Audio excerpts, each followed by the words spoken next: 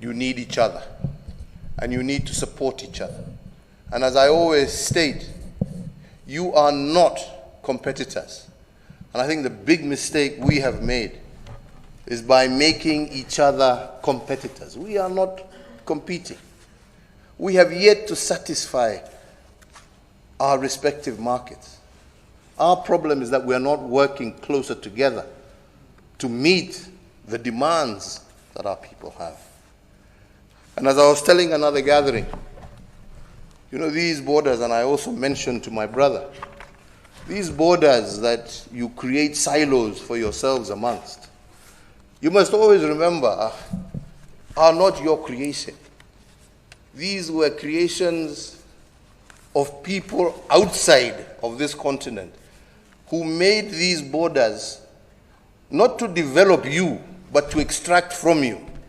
Now that you want to develop yourself, we must start looking at these borders, and we must start removing the barriers that we have put, that have defined us in the past, and now hinder us from being the giant that we should be.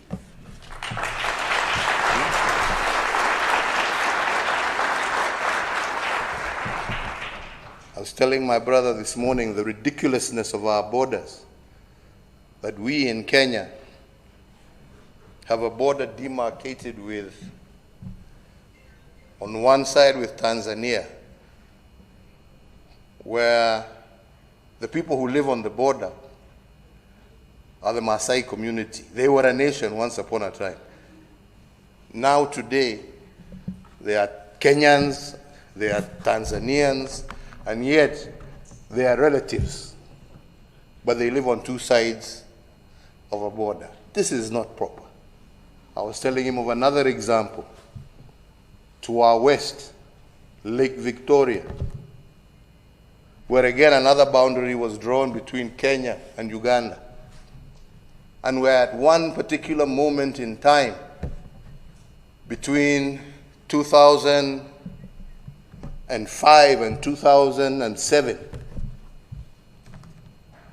we had two brothers. Same father, same mother. Those who come from polygamous families know what I'm talking about. But this particular one, the same father, same mother. But because their land was stretched across between Kenya and Uganda, one brother inherited land on the Ugandan side, the other brother inherited land on the Kenyan side. And between 2005 and 2007, we had one brother as the vice president of Kenya, and the other brother as the minister in charge of the presidency in Uganda. Now, I don't know whether you can find a much more ridiculous situation to explain the kind of position some of us find ourselves in. So these borders were not made for us. If we are going to become manufacturing giants, we need to do away with these borders. We need to see the African market as one. We need to be able to develop giants like Airbus, that makes components in the United Kingdom, that makes components in France and in other parts of Europe, but has become a global conglomerate. They didn't come together because they loved each other. We all know how they hate each other. We know. Yeah? But they've come together to survive. Africa must come together for us to survive.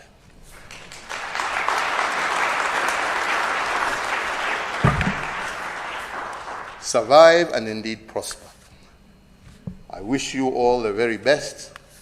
I am very excited that my brother has pushed this agenda of Kenya Airways and South African Airlines, and I am very hopeful that in the very near future, I shall be one of the first customers on a Pan-African flight that is owned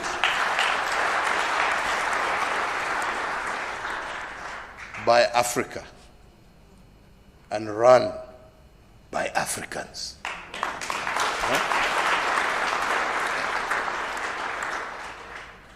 There's a story that says it's better to own a small piece of a big thing than a big piece of nothing.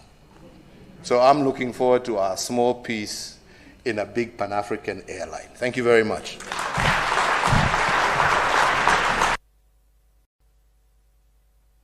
Thank you so much for watching. And if you enjoyed this video, please share, subscribe and hit the notification bell and keep tuned in for more content on Africa.